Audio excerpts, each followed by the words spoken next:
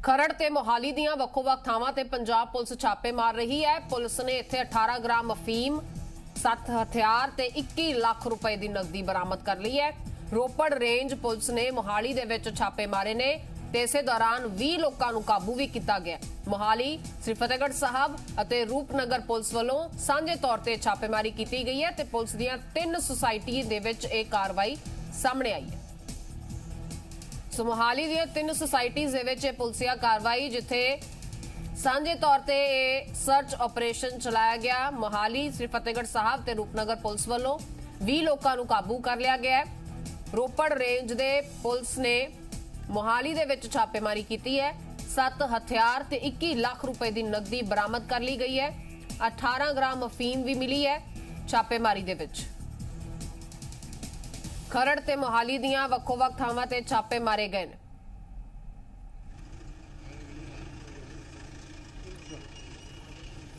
ਸੋ ਇਹ ਤਸਵੀਰਾਂ ਤੁਸੀਂ ਵੇਖ ਪਾ ਰਹੇ ਹੋ ਉਸ ਕਾਰਵਾਈ ਦੀਆਂ ਜੋ ਪੁਲਿਸ ਵੱਲੋਂ ਕੀਤੀ ਗਈ ਹੈ। मोहाली ਤੇ खरड़ ਵੱਖੋ-ਵੱਖ ਸੁਸਾਇਟੀਜ਼ ਦੇ ਵਿੱਚ ਛਾਪੇ ਮਾਰੇ ਗਏ ਨੇ। ਸਵੇਰ ਵੇਲੇ ਦੀ ਕਾਰਵਾਈ ਜਿਸ ਨੂੰ ਅੰਜਾਮ ਦਿੱਤਾ ਗਿਆ ਸੀ।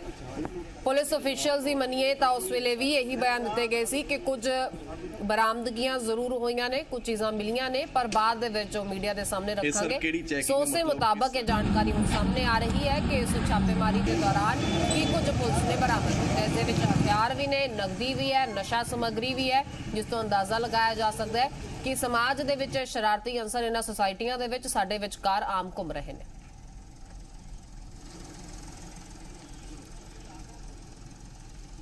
ਤੇ ਇਸੇ ਤੇ ਸਾਡੇ ਸਹਿਯੋਗੀ ਅਨਮੋਲ ਗੁਲਾਟੀ ਸਾਡੇ ਨਾਲ ਜੁੜ ਚੁੱਕੇ ਨੇ। ਸਿੱਧੇ ਉਹਨਾਂ ਦਾ ਰੁਖ ਕਰਾਂਗੇ। ਅਨਮੋਲ, ਛਾਪੇਮਾਰੀ ਦੌਰਾਨ ਕਈ ਚੀਜ਼ਾਂ ਬਰਾਮਦ ਹੋਈਆਂ ਨੇ। ਇਸ ਦੇ ਵਿੱਚ ਕੈਸ਼ ਵੀ ਹੈ, ਨਸ਼ਾ ਸਮੱਗਰੀ ਵੀ ਹੈ, ਹਥਿਆਰ ਵੀ ਦੱਸੇ ਜਾ ਰਹੇ ਨੇ। ਕਿੱਥੋਂ ਇਹ ਚੀਜ਼ਾਂ ਬਰਾਮਦ ਹੋਈਆਂ ਨੇ? जी बिल्कुल, तुहानूं दसीए कि जिस तरीके नाल पहलां भी असीं अपने दर्शकों तक ये जानकारी पहुँचाई सीगी कि छापेमारियां कीती जा रही हैं। सब तो पहला छापेमारी सवेरे की गई है जलवायु टावर्स दे विच, उस तो बाद एक्मे ईडन कोट जिहड़ी एक सोसाइटी है उत्थे छापेमारी की गई है।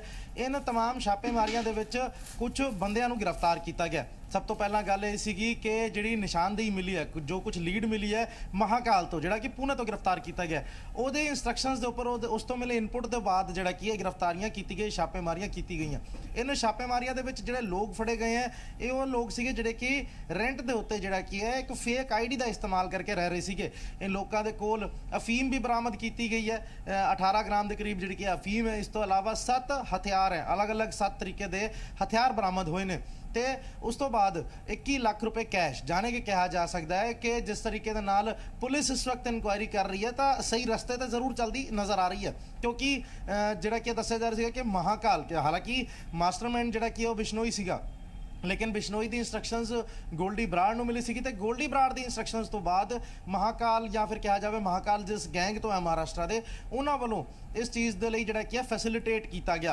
उस फैसिलिटेशन के जो लोग इन्वॉल्व सीगे उन लोगों के नाम जिहड़े कि है उन लोगों के नाम तो उन लोगों के बारे जिहड़ी होर जानकारी है वो महाकाल वालों दी गई। जिस के बाद ये अज अर्ली मॉर्निंग ये तमाम रेड्स हुई। तो इन रेड्स के जिहड़ा कि लोगों को गिरफ्तार भी किया गया। तो इन गिरफ्तारियों के जिहड़ा कुछ समान बरामद होया वो भी काफ़ी जिहड़ा कि चौंकार देने वाली गल है। हालांकि बार बार ये कहा जाता है कि जिस भी किराएदार नूं जेकर कोई रखदा मकान मालिक तो पहला जिहड़े किराएदार ने उन्हों की पुलिस वेरीफिकेशन कराई जाए, लेकिन इस चीज़ तो किते ना किते गुरेज करते हैं लोग, जिदे करके कहा जाए कि इन्ना वड्डा खतरा जिहड़ा कि है इन पॉश बिल्डिंग्स दे विच, क्योंकि ये जिहड़ी बिल्डिंग सीगी ये काफ़ी पॉश मनी जाती है। इन पॉश बिल्डिंग्स दे विच इहो जिहे अंसर रह रहे सीगे जिन्हां दे कोल हथियार सीगे, जिन्हां दे कोल अफीम सीगी, जिन्हां दे कोल 21 लाख रुपए कैश सीगा।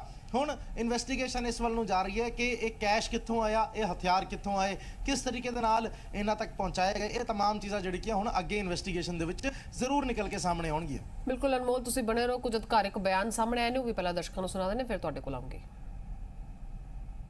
10 ਜਿਹੜੇ ਵਹੀਕਲਸ ਰਾਉਂਡ ਅਪ ਹੋਏ ਆ, ਅਸੀਂ ਕੀਤੇ ਆ ਜਿਹੜੇ ਸਸਪੀਸ਼ੀਅਸ ਨੇ, ਜਿਨ੍ਹਾਂ ਦੇ ਕੋਈ ਵਾਹਨ ਦੇ ਵਿੱਚ ਗਲਤ ਫੇਕ ਨੰਬਰ ਪਲੇਟ ਸੀਗੇ ਔਰ ਕੁਝ ਬਲੈਕ ਫਿਲਮਿੰਗ ਸੀਗੀ। ਉਹਦੇ 'ਚ ਸਾਨੂੰ ਲੱਗਦਾ ਕਿ ਐਂਟੀ ਸੋਸ਼ਲ ਐਲੀਮੈਂਟਸ ਨਾ ਯੂਜ਼ ਕਰਦੇ ਹੋਣ। 20 ਸਸਪੈਕਟਸ ਅਸੀਂ ਰਾਉਂਡ ਅਪ ਕੀਤੇ ਤਿੰਨੋਂ ਜਗ੍ਹਾ ਤੋਂ, ਜਿਨ੍ਹਾਂ ਦੀ ਅਸੀਂ ਸਾਰੇ ਬੈਕਗਰਾਉਂਡ ਚੈੱਕ ਕਰ ਰਹੇ ਹਾਂ ਔਰ ਕੁਐਸਚਨਿੰਗ ਹੋਏਗੀ। 21 lakhs 21 ਲੱਖ ਰੁਪਇਆ ਕੈਸ਼ ਜਿਹੜਾ ਬਰਾਮਦ ਹੋਇਆ ਔਰ ਉਹਦੀ ਅਸੀਂ ਇਨਕਮ ਟੈਕਸ ਡਿਪਾਰਟਮੈਂਟ ਨੂੰ ਸਾਰੀ ਇਨਫੋਰਮੇਸ਼ਨ ਦਿੱਤੀ ਹੈ। ਉਸ ਤੋਂ ਇਲਾਵਾ 7 ਵੈਪਨਸ ਵੀ ਅਸੀਂ ਸਰਚ ਦੇ ਦੌਰਾਨ ਸੀਜ਼ ਕੀਤੇ ਆ ਔਰ ਉਹਨਾਂ ਨੂੰ ਵੈਰੀਫਾਈ ਅਸੀਂ ਕਰ ਰਹੇ ਹਾਂ ਕਿ ਉਹ ਲਾਇਸੈਂਸ ਨੇ ਜਾਂ ਕੌਣ ਉਹਨਾਂ ਦੇ ਐਕਚੁਅਲ ਓਨਰਸ ਨੇ। ਓਪੀਐਮ ਵੀ ਕੁਝ ਨਾਰਕੋਟਿਕਸ ਦੇ ਵਿੱਚ ਵੀ ਬਰਾਮਦ ਹੋਈ ਹੈ, ਕੁਝ ਸਮਾਲ ਕੁਆਂਟੀਟੀ ਦੇ ਵਿੱਚ। ਸਾਡੇ ਸਹਿਯੋਗੀ ਅਨਮੋਲ ਗੁਲਾਟੀ ਲਗਾਤਾਰ ਇਸ ਖਬਰ ਤੇ ਸਾਡੇ ਨਾਲ ਬਣੇ ਹੋਏ ਨੇ। ਅਨਮੋਲ, ਕਿਉਂਕਿ ਇਸ ਸਰਚ ਆਪਰੇਸ਼ਨ ਦੌਰਾਨ ਇਹ ਕਾਮਯਾਬੀ ਜ਼ਰੂਰ ਹਾਸਲ ਹੋਈ ਹੈ, ਅੱਗੇ ਵੀ ਇਸੇ ਤਰ੍ਹਾਂ ਇਹ ਸਿਲਸਿਲਾ ਜਾਰੀ ਰਹੇਗਾ ਛਾਪੇਮਾਰੀ ਦਾ, ਖਾਸ ਤੌਰ ਤੇ ਇਸੇ ਟਰਾਈ ਸਿਟੀ ਦੇ ਏਰੀਆ ਦੇ ਵਿੱਚ ਜੇ ਗੱਲ ਕੀਤੀ ਜਾਏ? जी बिल्कुल, देखो जो इनपुट्स ਜਿਹੜੇ ਕੀ ਹੈ ਇਸ ਵਕਤ ਮਿਲ ਰਿਹਾ ਤੇ ਸਭ ਤੋਂ ਵੱਡੀ ਕੜੀ ਜਿਹੜੀ ਕੀ ਹੈ ਇਸ ਦੇ ਵਿੱਚ ਮਹਾਕਾਲ ਹੀ ਹੈ, ਜਿਹੜਾ ਕਿ ਕੱਲ ਗ੍ਰਿਫਤਾਰ ਹੋਇਆ ਤੇ ਜਿਸ ਦੇ ਉੱਤੇ ਇੱਕ ਪ੍ਰੈਸ ਕਾਨਫਰੰਸ ਵੀ ਕੀਤੀ ਗਈ। ਹੁਣ ਜੋ ਇਨਫੋਰਮੇਸ਼ਨ ਦਿੱਤੀ ਜਾ ਰਹੀ ਹੈ ਉਹਦੇ ਬਿਹਾਫ ਤੇ ਜਿਹੜਾ ਕਿ ਛਾਪੇਮਾਰੀਆਂ ਕੀਤੀ ਜਾ ਰਹੀਆਂ। ਹੁਣ ਬਰਾਮਦਗੀ ਜੋ ਕੁਝ ਵੀ ਹੋਈ ਹੈ, ਜੋ ਕੁਝ ਮਟੀਰੀਅਲਸ ਬਰਾਮਦ ਹੋਏ ਆ ਉਹਦੇ ਉੱਪਰ ਜੇ ਆਪਾਂ ਇੱਕ ਵਾਰੀ ਨਜ਼ਰ ਮਾਰੀਏ ਤਾਂ ਜਿਹੜਾ ਨਸ਼ਾ ਜਿਹੜਾ ਕਿ ਛੋਟੀ ਕੁਆਂਟੀਟੀ ਦੇ ਵਿੱਚ ਬਰਾਮਦ ਹੋਇਆ, ਜਾਣੇ ਕਿ ਜਿਹੜੇ ਲੋਕ ਸੀਗੇ ਇਹ ਆਪ ਹੀ ਇਹ ਨਸ਼ਾ ਕੰਜ਼ਿਊਮ ਕਰਦੇ ਸੀਗੇ। ਉਸ ਤੋਂ ਬਾਅਦ ਵੈਪਨ ਜਿਹੜਾ ਕਿ ਉਹ ਵੱਡਾ ਸਵਾਲ ਹੈ ਕਿ ਵੈਪਨ ਇਹਨਾਂ ਤੱਕ ਕਿਸ ਤਰੀਕੇ ਨਾਲ ਪਹੁੰਚਿਆ। ਜਿਹੜੇ ਕਿ 7 ਅਲੱਗ-ਅਲੱਗ ਤਰੀਕੇ ਦੇ ਵੈਪਨ ਸੀਗੇ, ਉਹ ਵੈਪਨਸ ਇਹਨਾਂ ਦੇ ਕੋਲ ਕਿਸ ਤਰੀਕੇ ਨਾਲ ਪਹੁੰਚਦੇ ਆ। ਜਿੱਥੇ ਰਹਿ ਰਹੇ ਸੀਗੇ ਉਹ ਫੇਕ ਆਈਡੀ ਦਾ ਇਸਤੇਮਾਲ ਕਰਕੇ ਰਹਿ ਰਹੇ ਸੀਗੇ, ਉੱਥੇ ਪੁਲਿਸ ਵੈਰੀਫਿਕੇਸ਼ਨ ਕਿਉਂ ਨਹੀਂ ਕਰਵਾਈ ਗਈ। ਇਸ ਤੋਂ ਇਲਾਵਾ ਜਿਹੜਾ 21 ਲੱਖ ਰੁਪਏ ਦਾ ਕੈਸ਼ ਬਰਾਮਦ ਹੋਇਆ ਉਹ ਕਿੱਥੋਂ ਇਹਨਾਂ ਦੇ ਕੋਲ ਆਇਆ, ਤਾਂ ਜੇਕਰ ਇਹਨਾਂ ਦੇ ਕੋਲ 21 ਲੱਖ ਰੁਪਏ ਕੈਸ਼ ਸੀਗਾ ਉਹ ਕਿਸ ਚੀਜ਼ ਦੇ ਲਈ ਸੀਗਾ? ਕੀ ਉਹ ਇਹਨਾਂ ਨੂੰ ਹਾਈਡ ਆਊਟ ਦੇ ਵਿੱਚ ਜਿਹੜਾ ਕੀ ਹੈ ਫੈਸਿਲਿਟੇਟ ਕਰਨ ਦੇ ਲਈ ਦਿੱਤਾ ਗਿਆ ਸੀਗਾ, ਜਾਂ ਫਿਰ ਇਹ ਕੈਸ਼ ਜਾਂ ਹਥਿਆਰ ਕਿਤੇ ਅੱਗੇ ਡਿਲੀਵਰ ਕਰਨੇ ਸੀਗੇ? ਇਹ तमाम ਜਿਹੜੀ ਕੀ ਹੈ ਇਨਵੈਸਟੀਗੇਸ਼ਨ ਦੇ ਇਸ ਵਕਤ ਸਵਾਲ ਹੋਣਗੇ। ਤਾਂ ਇਨਵੈਸਟੀਗੇਸ਼ਨ ਦੇ ਵਿੱਚ ਸਵਾਲ तमाम ਜਿਹੜੇ ਸਵਾਲ ਹੈ ਇਹ ਲਗਾਤਾਰ ਪੁੱਛੇ ਵੀ ਜਾ ਰਹੇ ਹਨ, ਲੇਕਿਨ ਸਾਫ਼ ਤੌਰ ਤੇ ਕਿਹਾ ਜਾ ਸਕਦਾ ਹੈ ਕਿ ਹੁਣ ਅਵੇਅਰ ਕਿਤੇ ਨਾ ਕਿਤੇ ਲੋਕਾਂ ਨੂੰ ਵੀ ਹੋਣਾ ਪਏਗਾ। ਜੋ ਕੋਈ ਕਿਰਾਏਦਾਰ ਆਪਣੇ ਕੋਲ ਰੱਖਦੇ ਆ ਤਾਂ ਉਹਨਾਂ ਦੀ ਪੁਲਿਸ ਵੈਰੀਫਿਕੇਸ਼ਨ ਕਰਾਣੀ ਕਿਤੇ ਨਾ ਕਿਤੇ ਕਾਫੀ ਜ਼ਰੂਰੀ ਹੋ ਜਾਂਦੀ ਹੈ। ਲੋਕੀ ਸੋਚਦੇ ਆ ਕਿ ਕਿਉਂ ਜਿਹੜਾ ਕੀ ਹੈ ਪੁਲਿਸ ਸਟੇਸ਼ਨਸ ਦੇ ਚੱਕਰ ਕੱਟੇ ਜਾਣੀਆਂ, ਖੱਜਲ ਖਵਾਰ ਹੋਇਆ ਜਾਵੇ, ਲੇਕਿਨ ਜਿਹੜੇ ਕਿ ਛੋਟੀ ਜੀ ਨੈਗਲੀਜੈਂਸ ਕਰਕੇ ਇਹੋ ਜਿਹੇ ਅਨਸਰ ਆਪਣੇ ਘਰਾਂ ਦੇ ਵਿੱਚ ਲੋਕਾਂ ਨੇ ਰੱਖੇ ਹੋਏ ਸੀਗੇ। ਜੇਕਰ ਉਸ ਘਰ ਦੇ ਵਿੱਚ ਹੀ ਕੋਈ ਜਿਹੜਾ ਕਿ ਅਨਸੁਖਾਵੀ ਘਟਨਾ ਵਾਪਰਦੀ ਹੈ ਤਾਂ ਫਿਰ ਉਹਦਾ ਜਵਾਬਦੇਹ ਕੌਣ ਹੋਏਗਾ, ਇਹ ਵੱਡਾ ਸਵਾਲ ਹੈ। ਤਾਂ ਪੁਲਿਸ ਆਪਣੀ ਇਨਵੈਸਟੀਗੇਸ਼ਨ ਇਸ ਵਕਤ ਜ਼ਰੂਰ ਕਰ ਰਹੀ ਹੈ ਤੇ ਕਿਤੇ ਨਾ ਕਿਤੇ ਇਹ ਵੀ ਲੱਗ ਰਿਹਾ ਹੈ ਕਿ ਜਿਸ ਇਨਵੈਸਟੀਗੇਸ਼ਨ ਦੇ ਰਸਤੇ ਤੇ ਚੱਲ ਰਹੀ ਹੈ ਪੁਲਿਸ, ਉਹ ਵੀ ਬਿਲਕੁਲ ਠੀਕ ਹੈ। ਪੁਲਿਸ ਇਸ ਵਕਤ ਕਾਫੀ ਲੀਡ ਦੇ ਉੱਤੇ ਨਜ਼ਰ ਆ ਰਹੀ ਹੈ। ਉਮੀਦ ਜਤਾਈ ਜਾ ਸਕਦੀ ਹੈ ਕਿ ਜਿਸ ਤਰੀਕੇ ਨਾਲ ਆਸ਼ਵਾਸਨ ਦਿਵਾਇਆ ਗਿਆ ਸਿੱਧੂ ਮੂਸੇਵਾਲੇ ਦੇ ਪਿਤਾ ਨੂੰ ਕਿ ਜਲਦ ਤੋਂ ਜਲਦ ਇਨਸਾਫ ਦਿਵਾਇਆ ਜਾਊਗਾ ਜਾਂ ਫਿਰ ਦੋਸ਼ੀਆਂ ਨੂੰ ਜਿਹੜੀ ਕਿ ਸਜ਼ਾ ਦਵਾਈ ਜਾਊਗੀ, ਉਹਦੇ ਲਈ ਕਿਤੇ ਨਾ ਕਿਤੇ ਪੰਜਾਬ ਪੁਲਿਸ